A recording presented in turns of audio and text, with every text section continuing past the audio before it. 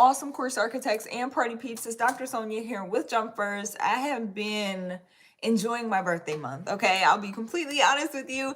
Going to the gym, doing different things, a whole bunch of stuff going on, and so I haven't been coming on at my typical time, but I need to drop these gems off. So if you are new here, you don't know what we talk about. Again, my name is Dr. Sonia. I talk all things premium courses, whether they be online or face-to-face, how to take your knowledge, wisdom, life experiences, turn them into and package them into premium courses, luxury coaching and mentorship brands and programs. Okay, if that interests you, go ahead and hit that subscribe button, like button, bell notification, so you can stick around for a little bit, okay, and hang out. Great morning, Clonette. I always love to see my mentees in the building. Sending you much love on today. All right, so let's get into this really quickly. There is a time to teach, a right time to teach, and also a wrong time to teach. Let's just be honest and put it out there.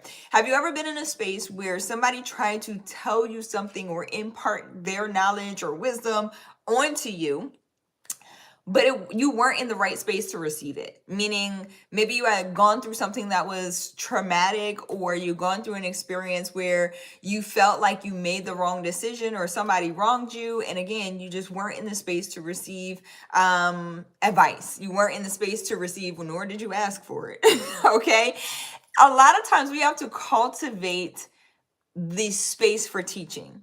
You cannot teach in spaces where the environment is charged with negativity and sometimes positivity. It depends, right, on the audience that you are teaching. So in charged atmospheres like that, like I can think like kids, you know what I mean?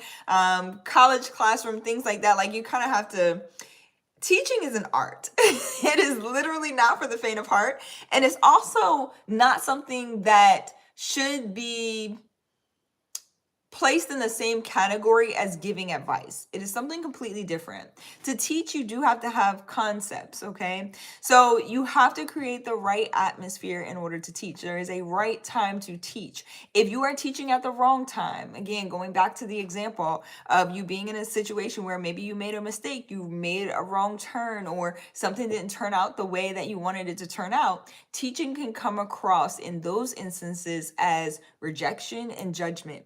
And so we want to be very careful about when we show up to teach. And as someone who loves teaching, who is constantly teaching, I have had my own missteps with this and figured this out the hard way.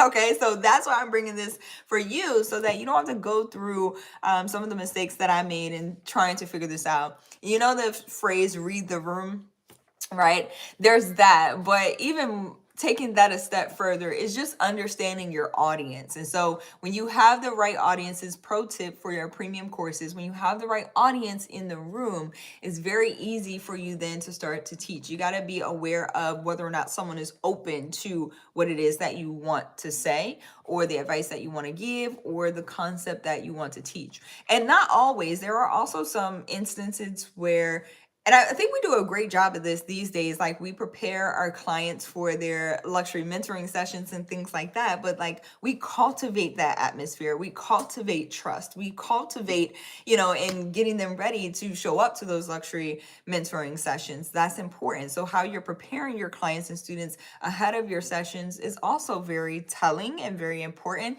about how you operate as a culture, right? Like how your company operates, the culture in your company, all of those things. All right. So hopefully this makes sense and it gives you some insight into how to take what you know and start teaching it. Making sure that you have the right audience is important, and also making sure that you cultivate the right environment and the right culture around your clients, students, and the people that you want to help, the people that you want to impact and teach is also important. Don't enroll people or try to teach people who are not ready for what it is that you have to offer. I'm going to say that again.